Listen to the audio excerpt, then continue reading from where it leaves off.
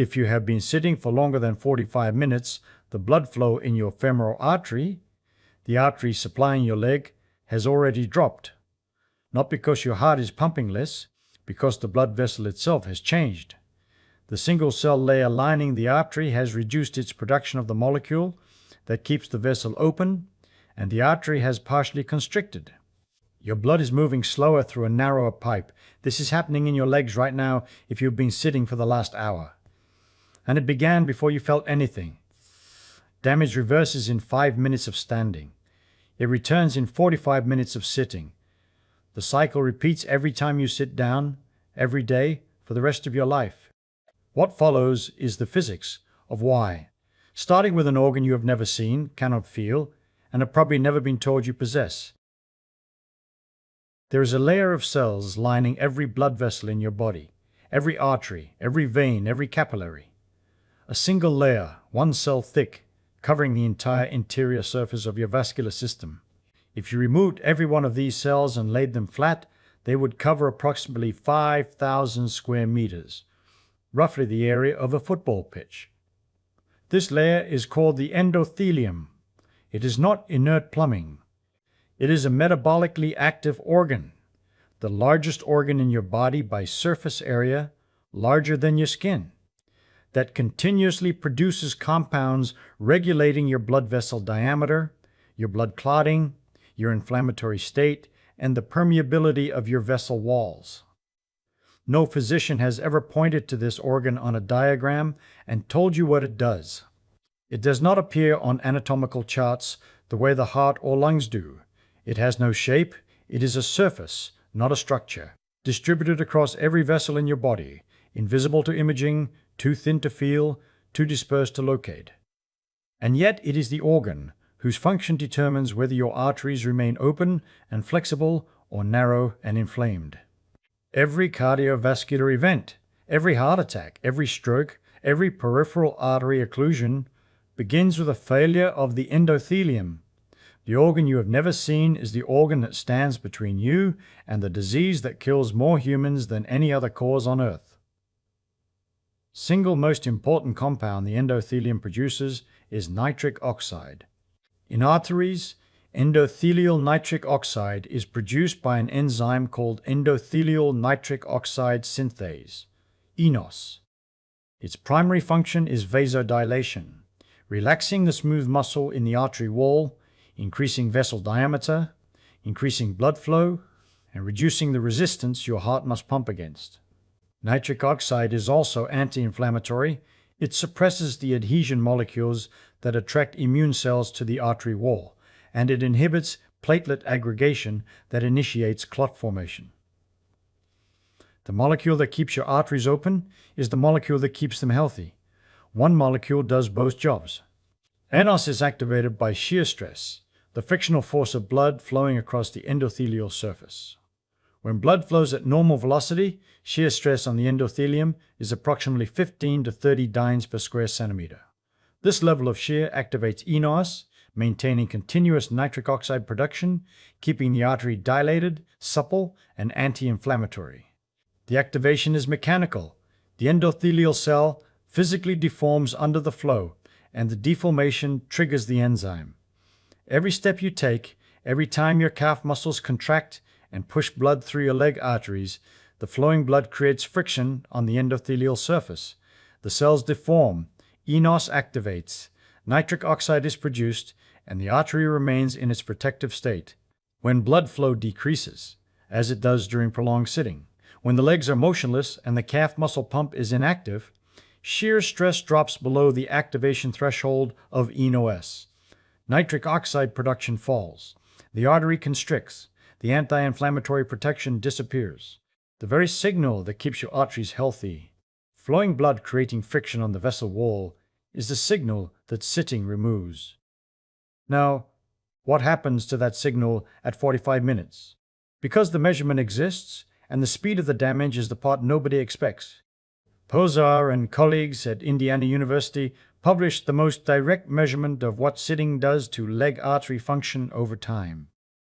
They used flow-mediated dilation, the gold standard test of endothelial function, to measure the femoral artery's ability to dilate in response to a blood flow stimulus. After sitting continuously for 1 hour, flow-mediated dilation was reduced by approximately half. The artery had lost roughly half of its vasodilatory capacity in 60 minutes of immobility. The reduction was detectable as early as 30 minutes. By 3 hours, the reduction had not worsened significantly beyond the 1-hour measurement. The damage plateaus quickly and persists until movement resumes. Intervention that prevented the decline: standing and walking for 5 minutes after every 30 minutes of sitting completely preserved endothelial function. 5 minutes, every half hour. That was sufficient to maintain the shear stress that keeps enos active and the artery responsive. A single hour of sitting measurably damages the lining of your leg arteries. Not theoretically, not over months. Measurably, in 1 hour, confirmed by ultrasound. 5 minutes of walking every 30 minutes completely prevents it. The damage is fast. The prevention is simple. The gap between the two, the hours you sit without standing, is where cardiovascular risk accumulates. Consider what that means for the way you spent yesterday. If you sat for 2 hours watching television without standing, your femoral artery spent approximately 90 minutes in a state of reduced vasodilatory capacity. Nitric oxide production suppressed, artery partially constricted, anti-inflammatory protection diminished. If you then stood, walked to the kitchen, made tea, and sat down again for another 2 hours, the cycle restarted from the beginning. Each sitting bout that exceeds 45 minutes produces the endothelial suppression. Each standing interruption reverses it.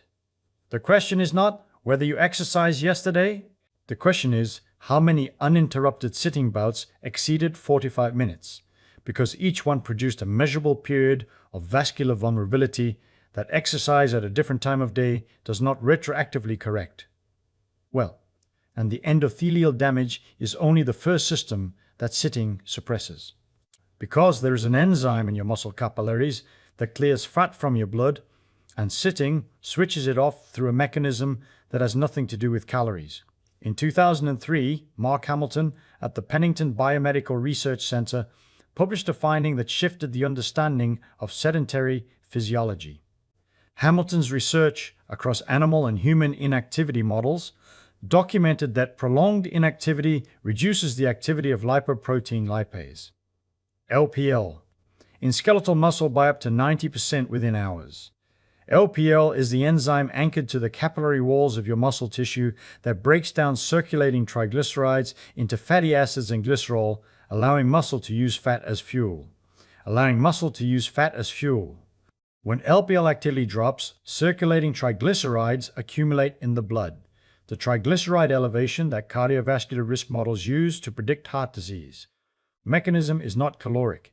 It does not depend on how much you ate. It depends on whether the muscle is contracting. LPL requires muscular contraction to maintain its activity. Sitting eliminates contraction.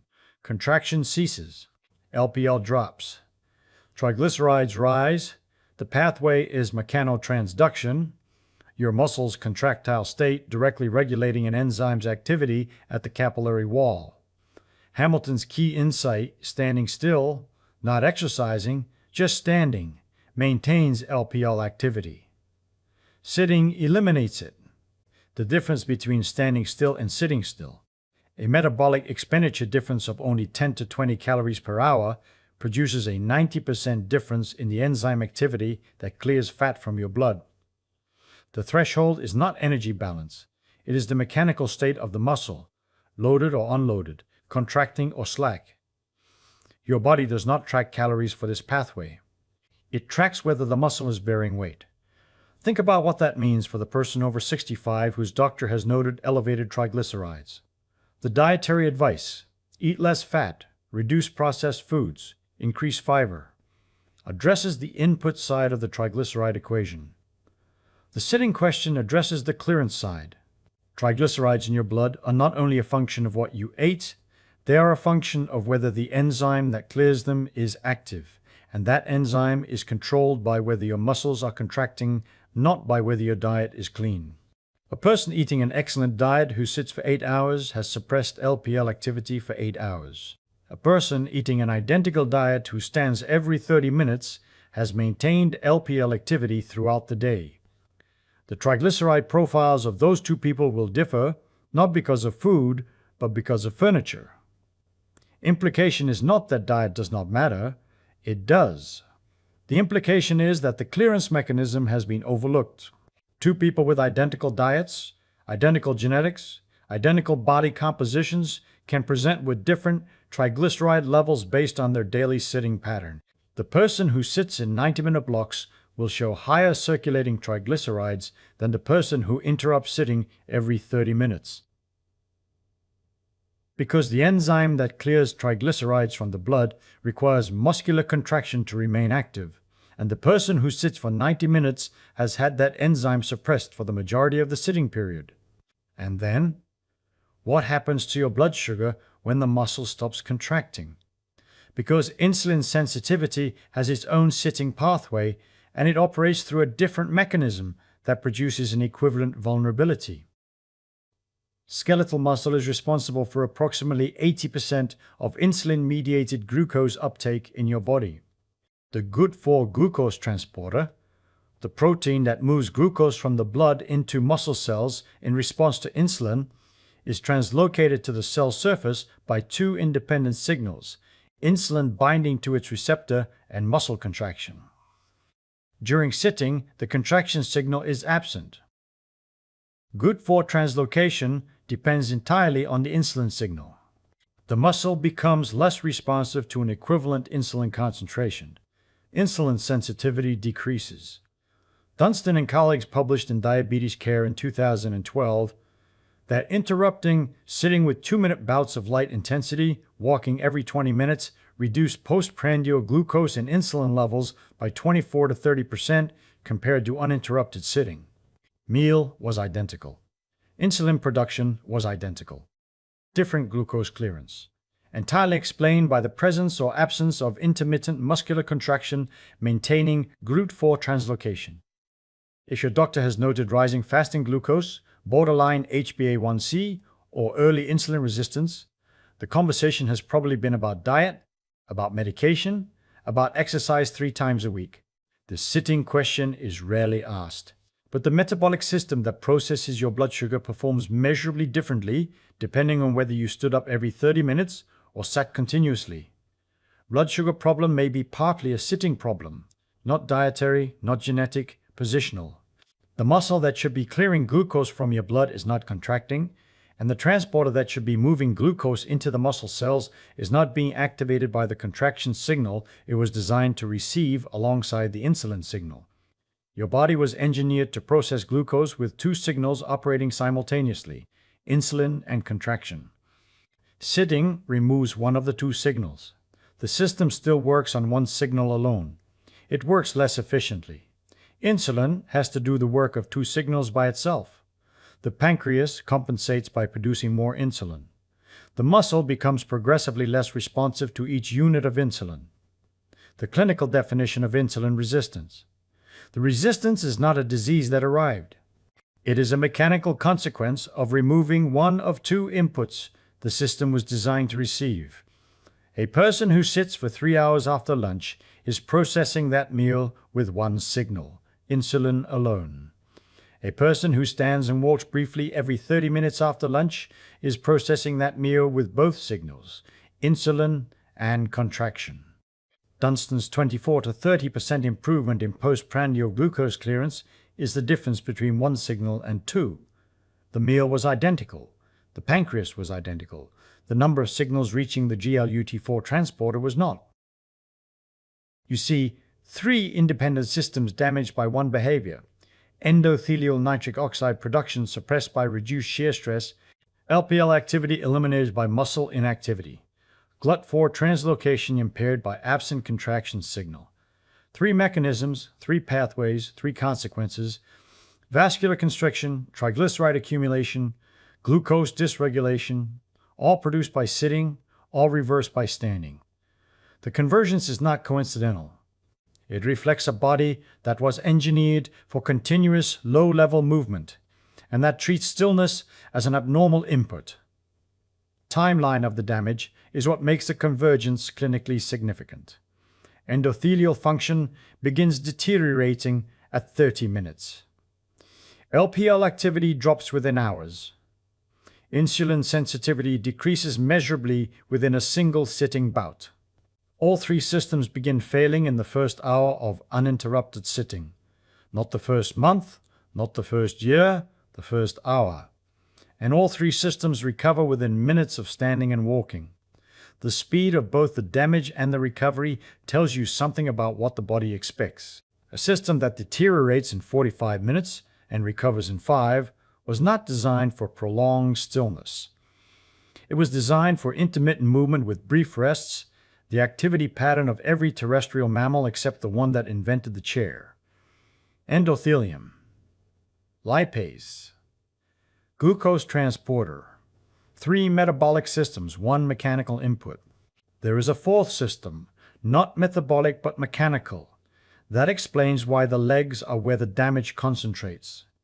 Now, the pump in your calves that functions as a second heart and that sitting switches off. Venous system of your legs returns blood to the heart against gravity. The driving force is not the heart.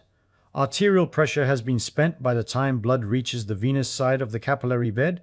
Driving force is the calf muscle pump, the gastrocnemius and soleus muscles compressing the deep veins of the lower leg with each contraction, pushing blood upward through one-way venous valves.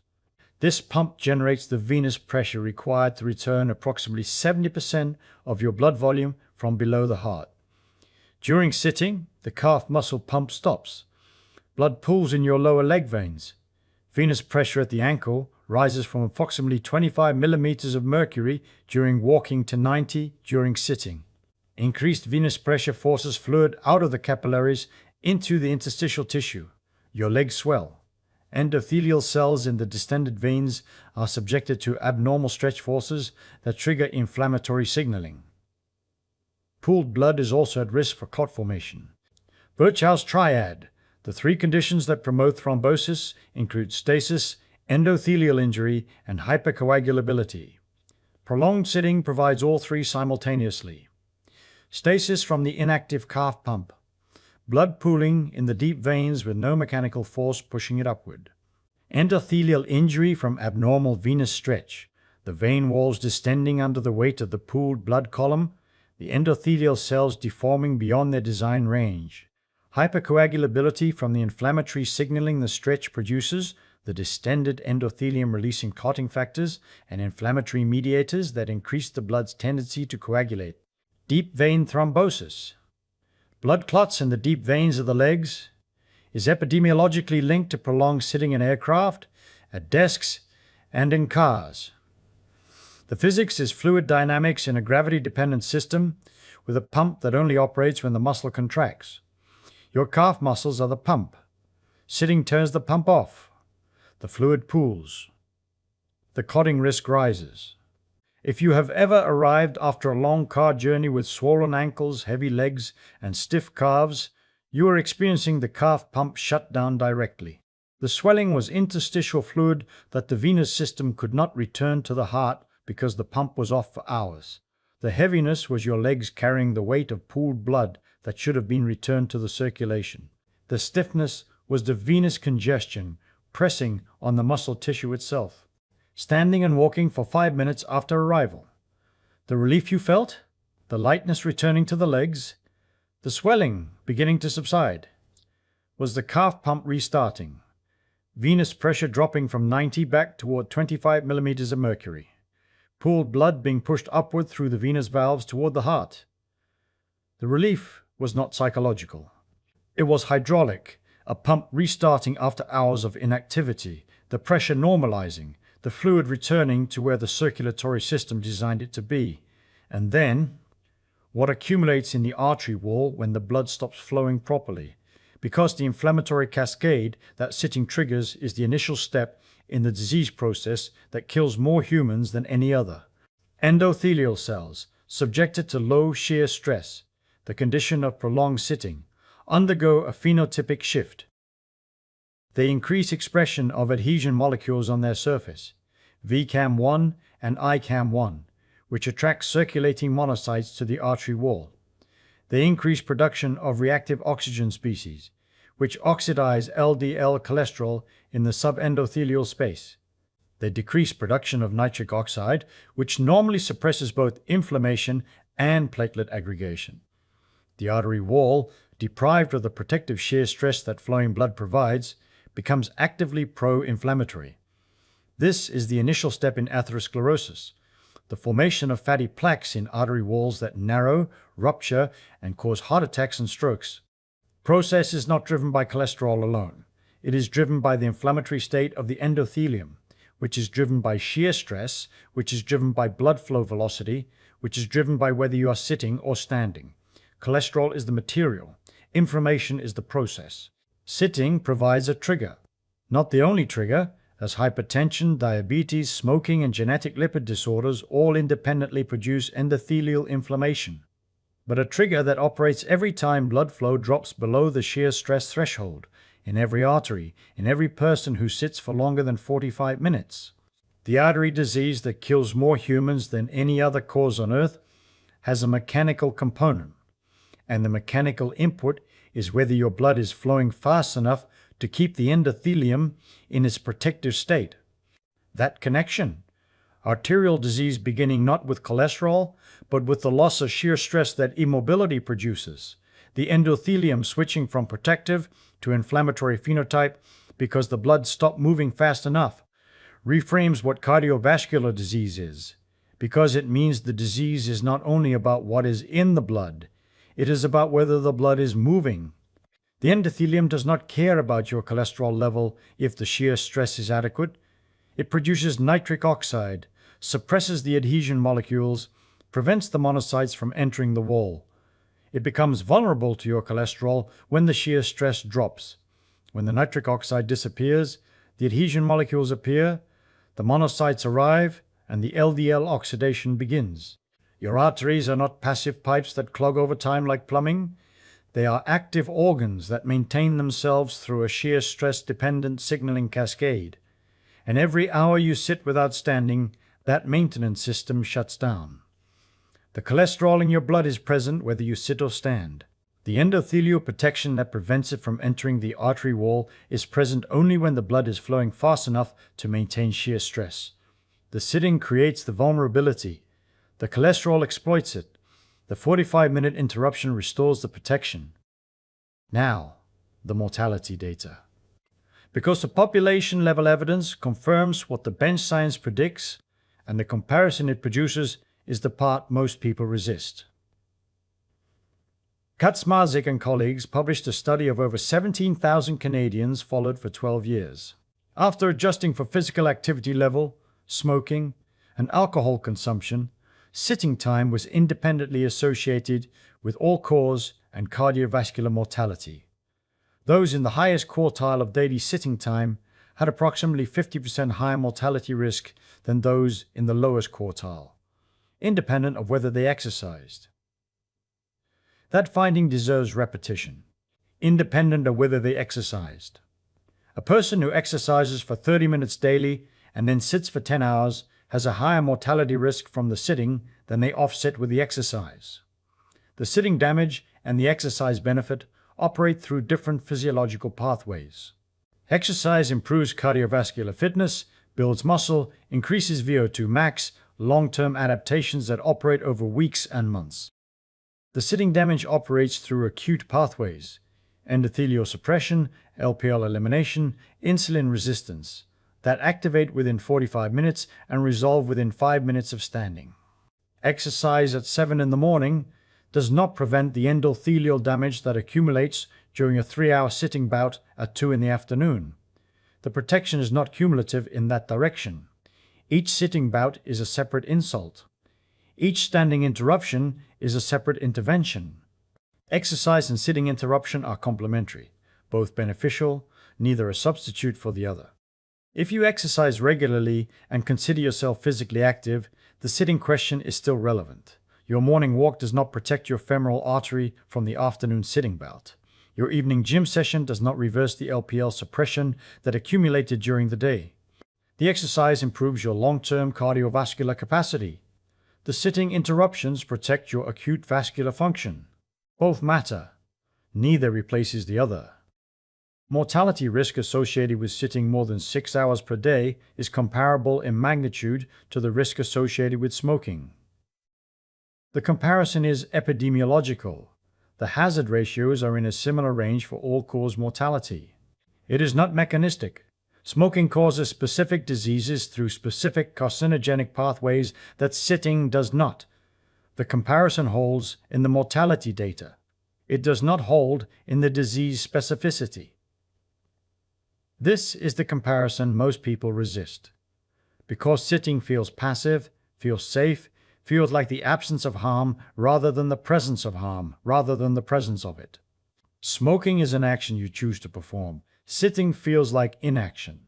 The default state, what happens when you are not doing anything.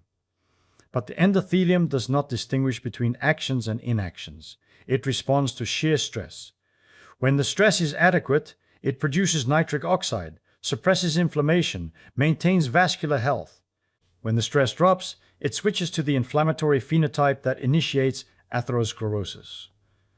The endothelium responds to physics, not to intention. The resistance to the comparison runs deeper than skepticism about the data. Smoking is stigmatized. Sitting is normal. Smoking is a behavior you can stop. Sitting is embedded in the architecture of modern life. Chairs in waiting rooms, seats in theaters, sofas in living rooms, car seats on every journey. The person who smokes can quit. The person who sits cannot eliminate sitting, but they can interrupt it. The intervention is not the elimination of sitting. It is the interruption of sitting.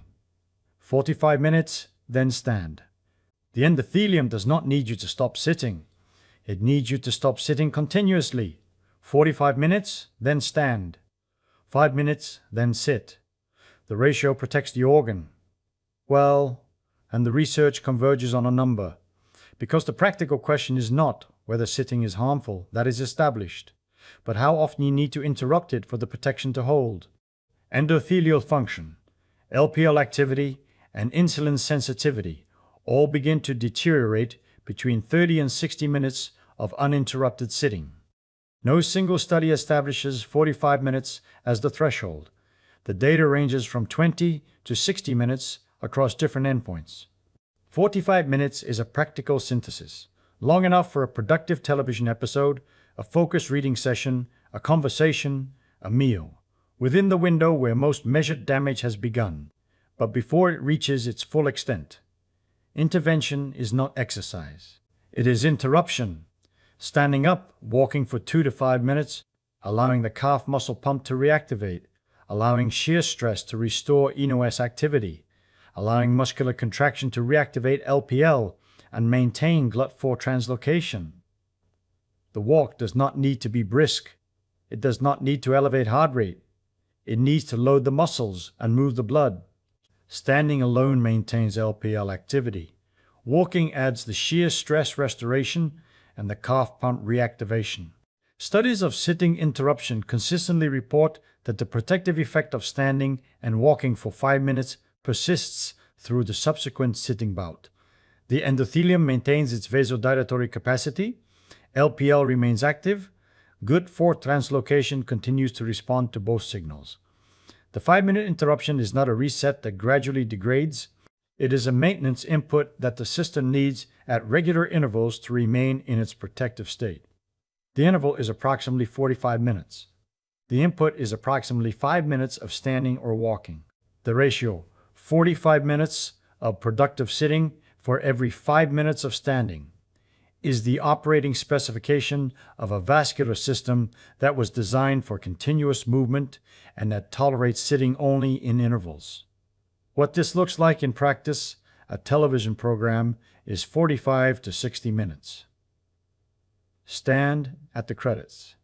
A reading session can be interrupted by walking to refill a cup of tea.